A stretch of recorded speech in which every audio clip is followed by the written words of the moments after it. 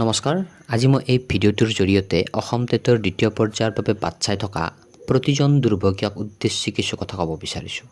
মই দুৰ্ভগীয়া শব্দটো এইবাবেই উল্লেখ কৰিছোঁ যে যোগ্যতা থকাৰ পিছতো যেতিয়া আমি ভোগ কৰিব নাপাম, তাৰ নিচিনা দুৰ্ভগীয়া হয়তো খুব কম পোৱা যায়।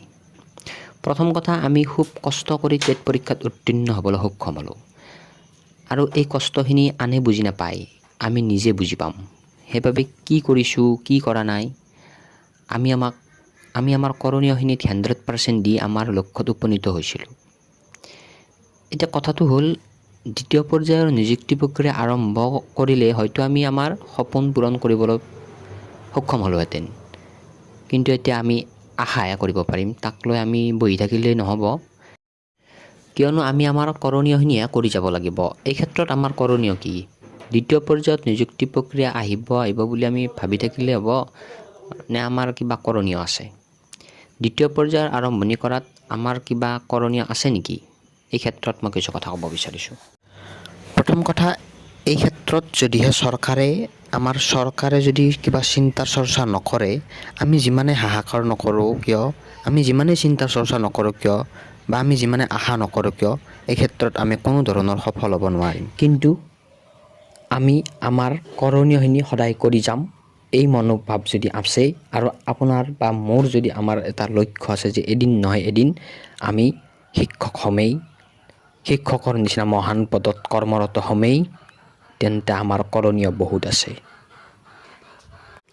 প্ৰথম কথা, আমি টেট কোৱালিফাইড অৰ্থাৎ টেট পৰীক্ষাত পঢ়িবলৈ আমাৰ যিখিনি কোৱালিফিকেশ্যন সেইখিনি আমাৰ প্ৰত্যেকজনৰে আছে।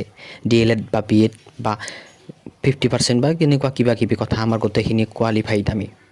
সেইবাবে আমি আমাৰ কৰণীয়খিনি যিহেতু কৰিমেই বা আমাৰ লক্ষ্যত যিহেতু উপনীত হ'মেই বুলি সিদ্ধান্ত লৈছোঁ, তাৰ বাবে এটাই কাম কৰিব আমাৰ হাতত আছে এতিয়া, যে আগন্তুক যিটো আমাৰ অসম টেট আমাৰ 2022ত পাতিব, সেই পৰীক্ষাত আমি পুনৰ উত্তীৰ্ণ হ'ম আৰু এইবাৰ বহুত বেছি ভালকৈ উত্তীৰ্ণ হ'ম বুলি আমি প্ৰতিশ্ৰুতিবদ্ধ হ'ব লাগিব।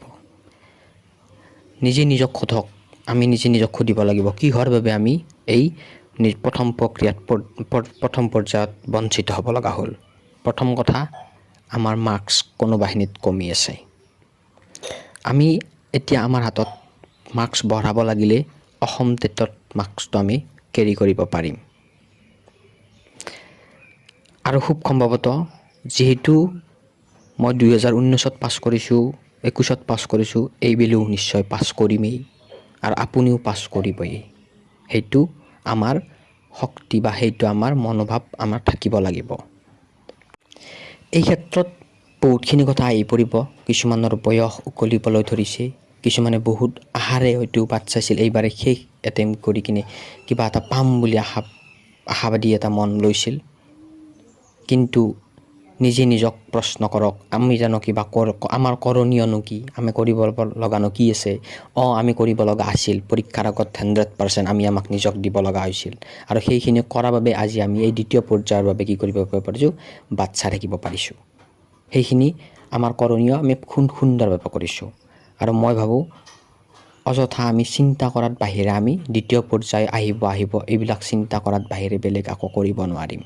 আমাৰ কৰণীয় এটাই আছে যে আমি আমাৰ যদি সপোন পূৰণ কৰিব লাগে, পুনৰ অসম টেটত আমি বহিব লাগিব আৰু এইবাৰ আমি ভাল মাৰ্কছ কেৰি কৰি যাতে প্ৰথম পৰ্যায়তে নিযুক্তি প্ৰক্ৰিয়া আৰু অসমত নিযুক্তি প্ৰক্ৰিয়া হৈয়ে থাকিব, শিক্ষক নিযুক্তি হৈয়ে থাকিব।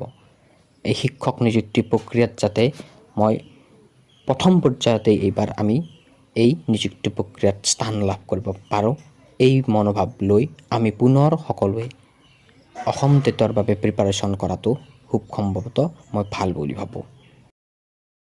আৰু আমি পাৰিম। আমি প্ৰত্যেকেই এইবেলি যিকেইজন আমি দ্বিতীয় ফেজৰ বাবে বাট চাই আছোঁ, প্ৰত্যেকেই আমি আকৌ 2022ত যদি টেট পাতে আমি সফল হ'ব পাৰিম, উত্তীৰ্ণ হ'ম আৰু এইবাৰ ভাল মাৰ্কছ কেৰি কৰিব পাৰিম। কিয়নো আমাৰ এক্সপিৰিয়েঞ্চ আছে, আমাৰ প্ৰিপাৰেশ্যন হৈয়ে আছে। কেৱল মাত্ৰ আমি কি কৰিব লাগে, আকৌ একবাৰ ৰিভাইজ দিব লাগে, আকৌ এবাৰ কিছু নতুন বস্তু শিকি ভাল মাৰ্কছ পাব লাগে। এইখিনিয়ে কথা, নোৱাৰাৰ কোনো কাৰণ নাই। আমি সকলো প্ৰত্যেকেই আমি এটাই কথা জনা উচিত যে আমাৰ হাতত অতীতটো নাই, আমাৰ সেইখন মাৰ্কশ্বিট, সেইখন যিখন চাৰ্টিফিকেট আছে সেইখন আমাৰ অতীত, সেইখন পাষ্ট। পাছটো আমাৰ হাতত নাই। এতিয়া আমাৰ ফিউচাৰ ভাল কৰিব লাগিলে আমাৰ বৰ্তমান ভাল কৰিব লাগিব, আমি সকলোৱে জানো। আৰু বৰ্তমান আমাৰ এটাই কাম আমাৰ কৰণীয় আছে যে আমি টেটৰ প্ৰিপাৰেশ্যন কৰা উচিত, কিয়নো আমাৰ হাতত এইবোৰ দ্বিতীয় ফেজৰ বাবে আমি কৰণীয় একো নাই। আমি এতিয়া প্ৰিপাৰেশ্যন কৰি থাকিম, আমি পঢ়ি থাকিম, আমি ষ্টাডি কৰি থাকিম। তাৰ মাজতে যদি আমাৰ দ্বিতীয় ফেজৰ আহে, নিযুক্তি প্ৰক্ৰিয়া যদি আমাক দি দিয়ে, আমি এডভাৰ্টাইজমেণ্টত এপ্লাই কৰিম, আমি চাকৰি পাবলৈ সক্ষম হ'ম। এইখিনিয়ে কথা, ইয়াত আৰু বেলেগ কথা নাই। আমাৰ কৰণীয় এটাই, আমি প্ৰিপাৰেশ্যন কৰিব লাগে, পঢ়িব লাগে, আকৌ টেট কোৱালিফাইড হ'ব লাগে, আৰু প্ৰথম পৰ্যায়তে এইবাৰ নিযুক্তি প্ৰক্ৰিয়াত আমি স্থান লাভ কৰিব লাগে। ধন্যবাদ।